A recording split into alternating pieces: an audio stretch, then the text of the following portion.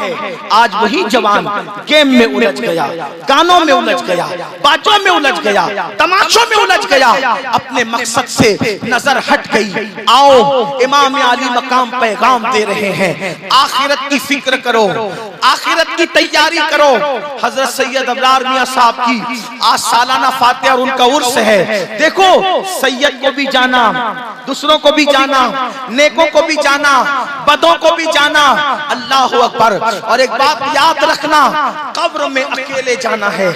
कब्र में न किसी की दादागिरी चलेगी, न कब्र में किसी की बाबागिरी चलेगी। आप टीचर हैं अपने घर के, डॉक्टर हैं अपने घर के, खतीब हैं अपने घर के, आलिम हैं अपने घर के। कब्र में तो ये देखा जाएगा ईमान सलामत लाया या नहीं लाया। कब्र में तो ये देखा जाएगा अच्छा अमल करके आया कि नहीं आया। मुसलमानों बताओ, एक बुजुर्ग फरमाते हैं, जरा गौर से सुनना। एक बुजुर्ग फरमाते हैं कि एक कफन चोर ने मेरे हाथ पे तौबा की। दिल के कान से सुनना भाइयों, एक कफन चोर ने मेरे हाथ पे तौबा की और वो सैकड़ों कफन चुरा चुका था। मैंने उससे पूछा, ए अल्लाह के बंदे, तू लोगों के कफन चुराता रहा, अब तूने तौबा कर ली है, ये बता, मैं तुझसे पूछना चाहता हूँ कि कितनी कब्रों में तूने मुसलमानों के चेहरे किबले की तरफ देखे। तवज्जो से सुनना, कुछ याद रहे न रहे, ये बात याद करने में अपनी गुफ्तगू पूरी करता हूँ। तवज्जो फरमाए। वो बुजुर्ग फरमाते हैं जिनके हाथ में कफन चोर ने तौबा की थी कि बेटा बता, जब तू लोगों के कफन चुराता था, जब तू लोगों के कफन चुराता था, तो कितने लोगों के चेहरे तूने काबे की तरफ देखे और कितने लोगों के चेहरे तूने कब्र में काबे से फिरे हुए देखे। मुसलमानों, बहुत बड़ी बड़ी बातें हम कर चुके, हम जन्नती, हम ये, हम वो। बड़ी माजरत के साथ अल्लाह के फैसले हमारी मर्जी के मुताबिक नहीं होंगे। अल्लाह के फैसले अल्लाह की मर्जी के मुताबिक होंगे। अल्लाह के बंदो, उस अल्लाह की खुफिया तदबीर से क्यों नहीं डरते जो नबी के बेटे को भी जहन्नम में डाल रहा है। हजरत नूह का बेटा जहन्नम में डाला जाएगा, क्यों नहीं डरते अल्लाह से। हजरत लूत अलैहिस्सलाम की एक बीवी जहन्नम में डाली जाएगी, क्यों नहीं डरते अल्लाह से। बनी इस्राइल पर जो पत्थर बरसे, उनके चेहरे जो सूअर और बंदर की तरह किए गए, वो मामूली लोग नहीं थे, वो औलादे पैगंबर थे, औलादे पैगंबर।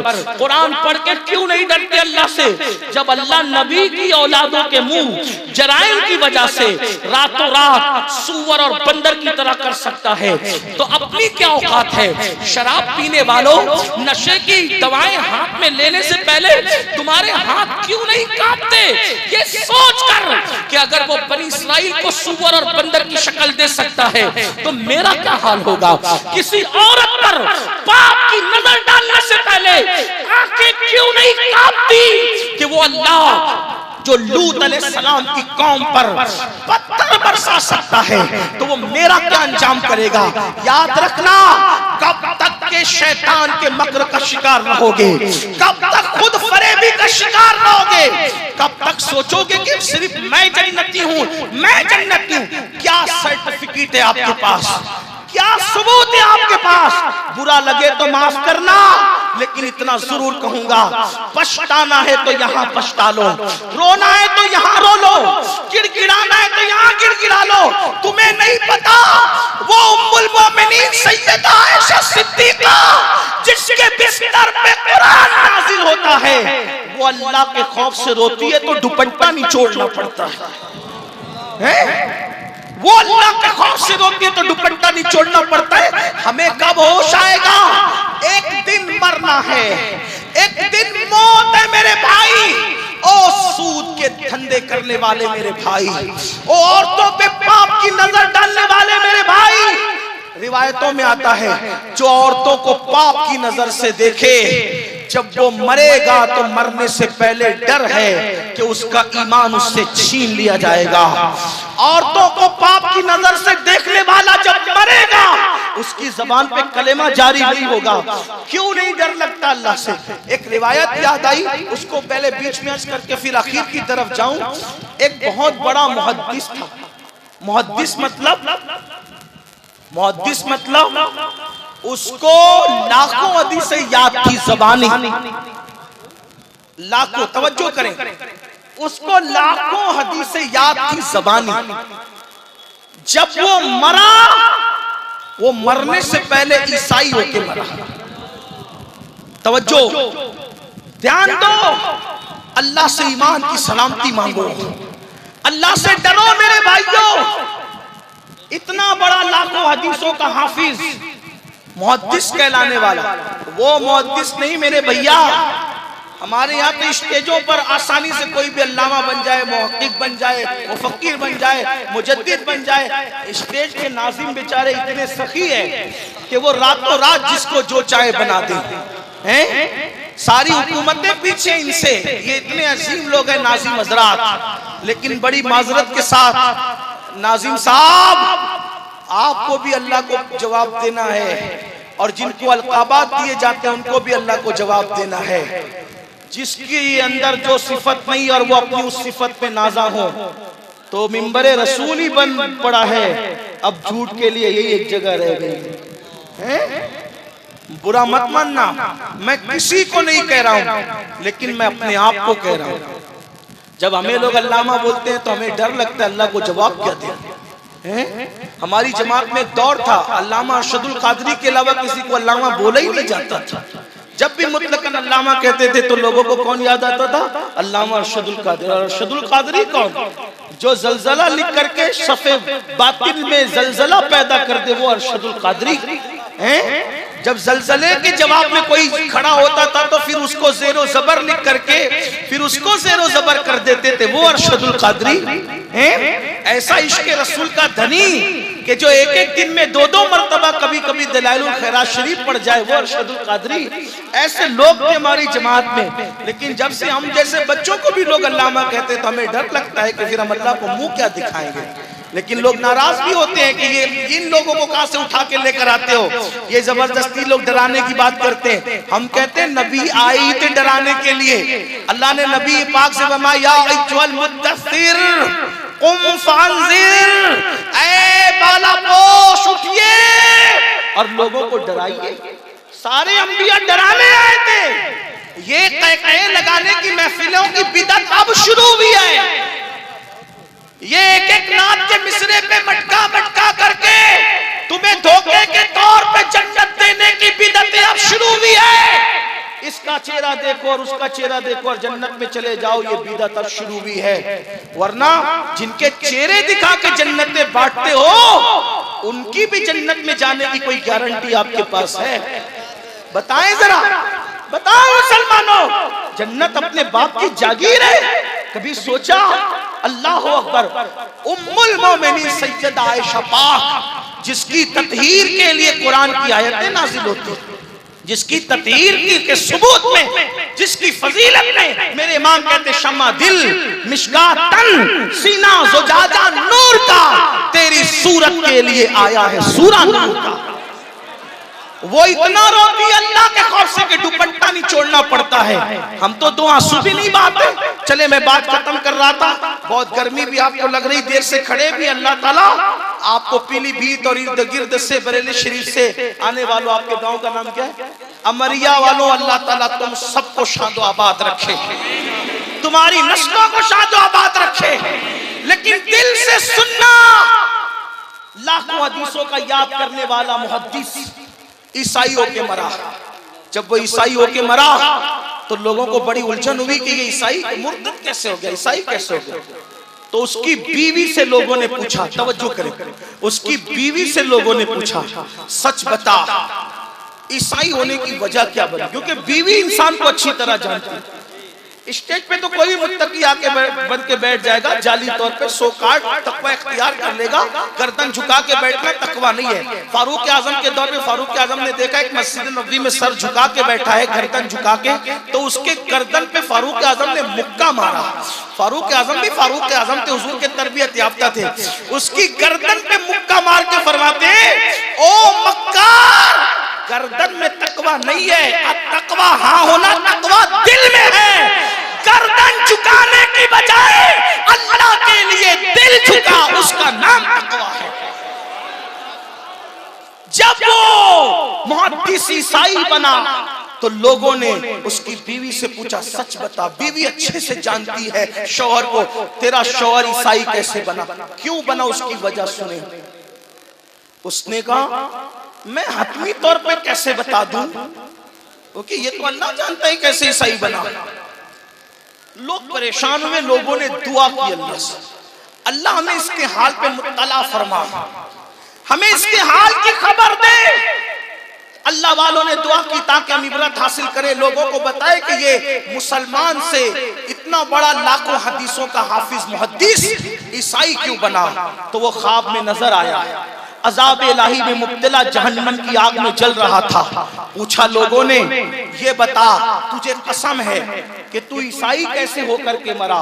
तो उसने कहा, बात इतनी है कि जब मैं जनाबत से होता, यानी बीवी के साथ कुर्बत करता, और जब गुस्ल मुझ पे फर्ज होता, गुस्ल तो मैं करता था, लेकिन मैं ऐसा कहता था कि यार इस्लाम में गुस्ल करना क्यों है, वो ईसाइयों का मजहब कितना अच्छा है कि उनमें गुस्ल नहीं है जनाबत का, हमारे मजहब में गुस्ल है, उनके मजहब में गुस्ल नहीं है। गुस्ल नहीं करता था ऐसा नहीं है, करता था, लेकिन ईसाइयों की एक चीज को वो अच्छी नजर से देखता था, शौक की नजर से देखता था। इसी एक वजह से वो ईसाइयों की चीज पे उसने अमल नहीं किया, तवज्जो करना, अमल नहीं किया, उसको अच्छी नजर से देखा।